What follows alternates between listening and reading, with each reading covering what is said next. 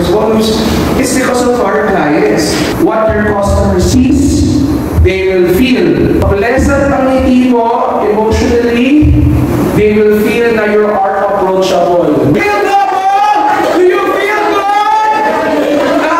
And guys, basa?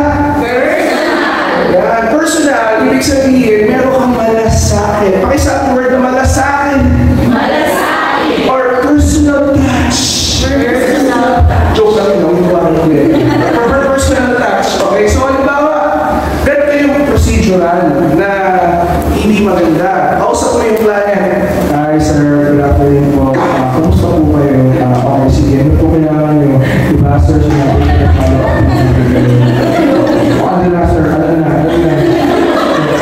Mamatay ito bukas. Mamatay ito bukas, kasaway. This sir, wala po sinasabi. Wala po sinasabi. Personal, kailangan ganito, pahinga nyo, ganito yung personal.